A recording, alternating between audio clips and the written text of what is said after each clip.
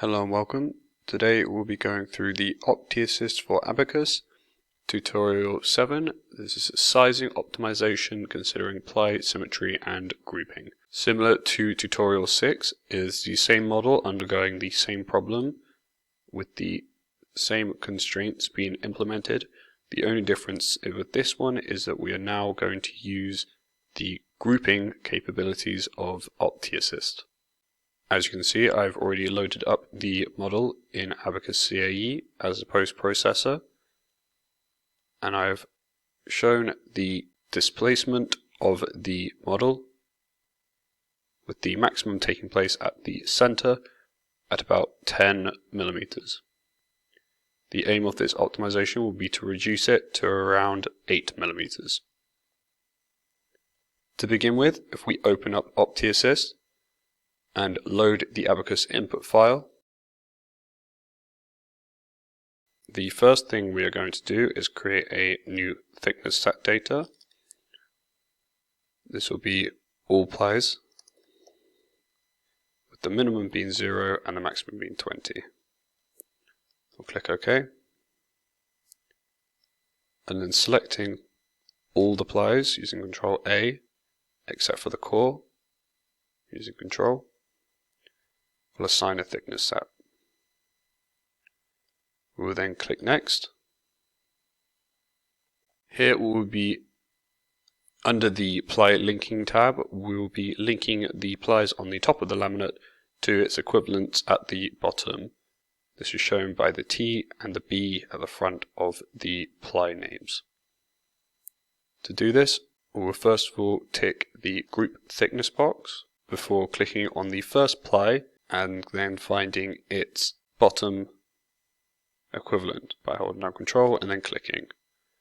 Once you have done that, we will then click Add New Group.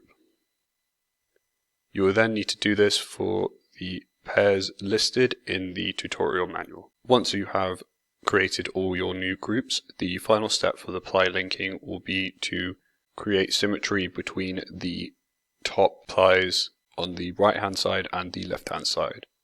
So for example, if we go to T corner large RH, we will then, whilst holding down Control, click on T corner large LH before clicking Add Symmetry.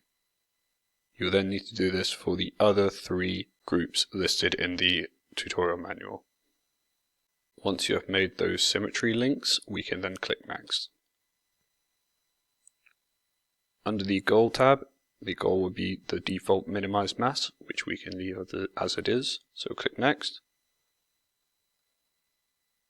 Under Constraints, we will create the constraints similar to the previous tutorial, with the first one being a displacement, or DISP for short.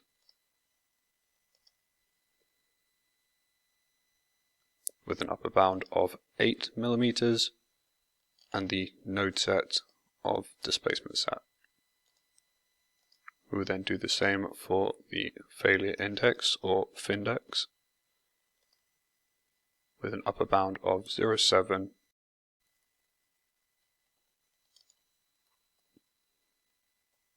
failure measure of psi wu under the designed.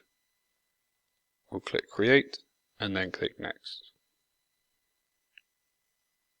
Once you're happy with the solution type setup, we'll then click Submit, and your optimization will begin to run.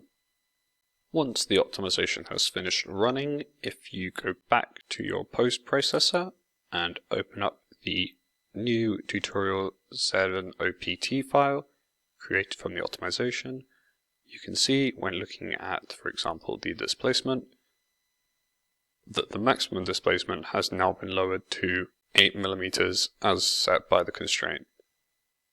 You can take this one step further by looking at the total laminate thickness,